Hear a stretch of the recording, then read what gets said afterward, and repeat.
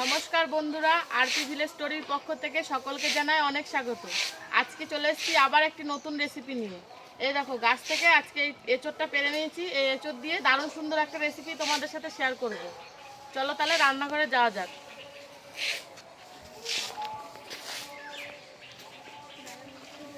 এই দেখো, এঁচোড়টা নিয়ে চলে এসেছি। এবার এঁচোড়টাকে কাটবো, আর আজকে রান্নাটা পুরোপুরি নিরামিষভাবেই করব। এঁচোড় কাটার আগে প্রথমে একটুখানি হাতে সর্ষের তেল মেখে নিচ্ছি, না হলে এঁচোড়ের আঠাটা হাতে লেগে যাবে। এই বটিটা একটু এই সর্ষের তেল মেখে নিচ্ছি।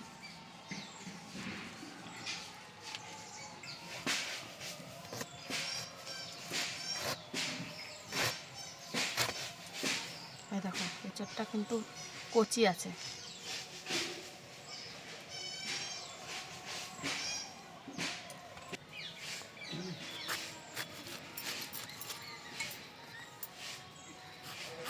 দেখো, এঁচোড় এরকম যদি ছোট ছোট পিস করে নাও তাহলে কাটতে সুবিধা হয়।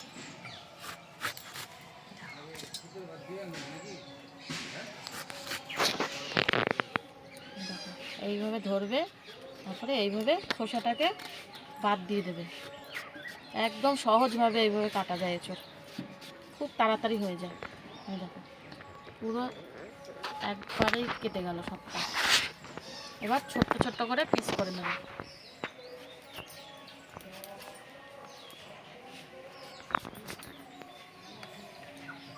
এই দেখো, এরকম ছোট্ট ছোট্ট করে পিস করে নিচ্ছি।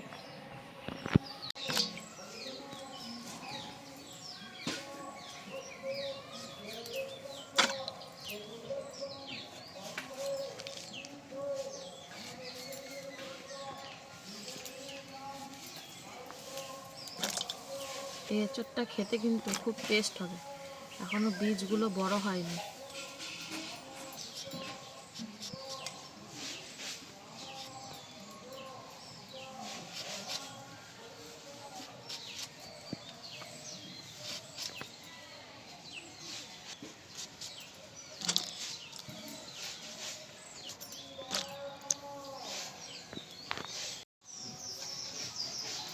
দেখো, সব এঁচোড় কেটে নিয়েছি, এবার ভালো করে ধুয়ে নেব।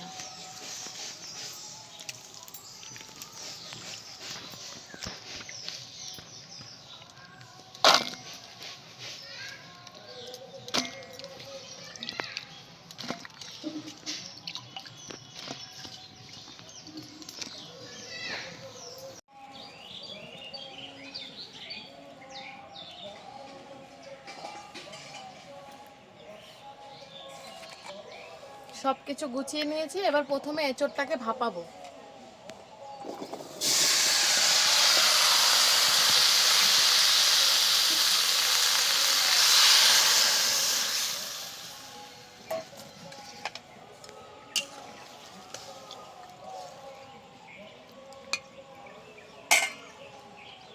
এর মধ্যে অল্প একটু নুনও দিয়ে দিচ্ছি, তাহলে এঁচোড়ের ভেতরে নুনটা ভালোভাবে ঢুকবে।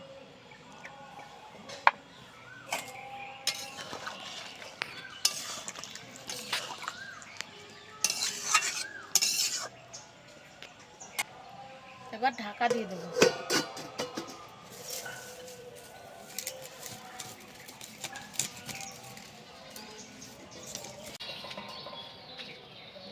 দেখো, এঁচোড়টাকে খুব ভালো করে ভাপিয়ে নিয়েছি, এবার ঢেলে নিচ্ছি।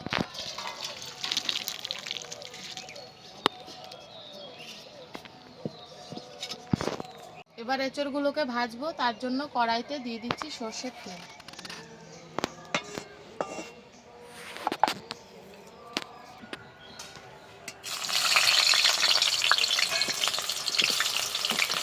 এঁচোড়গুলোকে কড়া করে ভাজবো।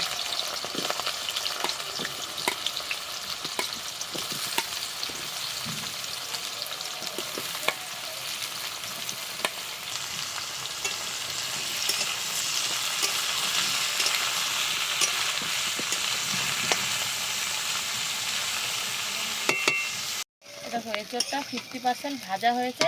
এবার এই সময় দিয়ে দেবো কেটে রাখা আলু। আলু দিয়ে আরও খানিকক্ষণ ভেজে নেব।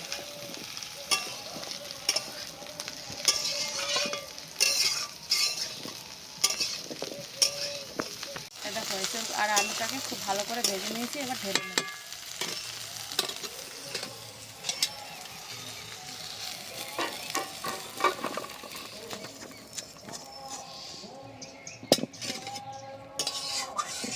কড়াইতে দিয়ে দিচ্ছি আরও একটু সর্ষের তেল। তারপর দিয়ে দিচ্ছি ফোড়ন। ফোড়ন আছে শুকনো লঙ্কা, গোটা গরম মশলার গোটা জিরে।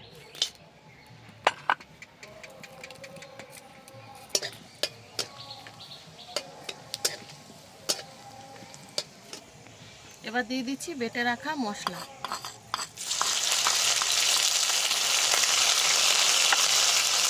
তার সাথে দিয়ে দিচ্ছি টমেটো কুচি।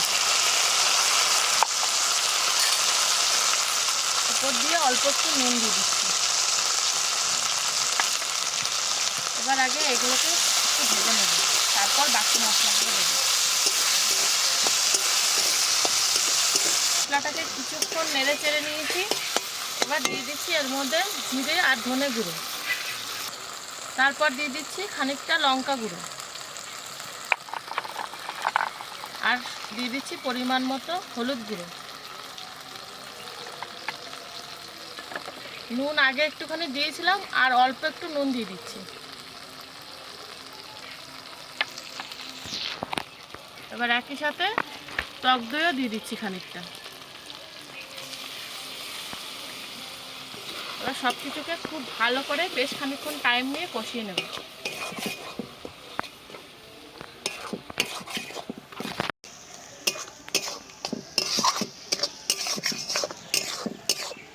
দেখো মশলা খুব ভালো করে কষিয়ে নিয়েছি, মশলা থেকে তেলও ছেড়ে দিয়েছি। এবার দিয়ে দিচ্ছি ভেজে রাখা এঁচোড়।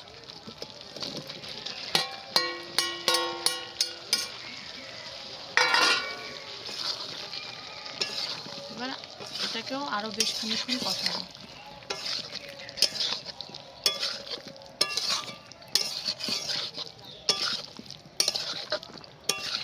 এই দেখো খুব ভালো করে সব কিছু কষিয়ে নিয়েছি। এবার দিয়ে দেবো পরিমাণ মতো জল।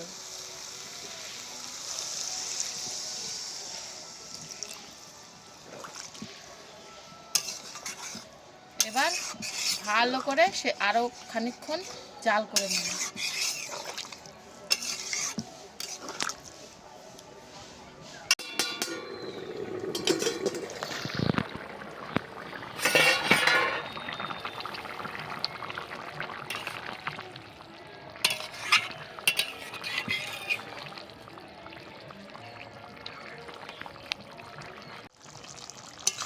দেখো নিরামিষ এঁচোড় একদম রেডি। এবার ওপর থেকে খানিকটা ঘি আর গরম মশলা দিয়ে নামিয়ে নেব।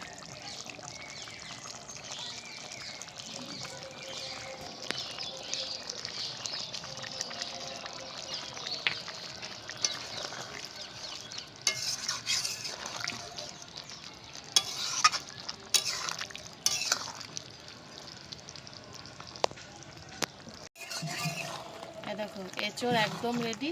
এবার নামিয়ে নেব।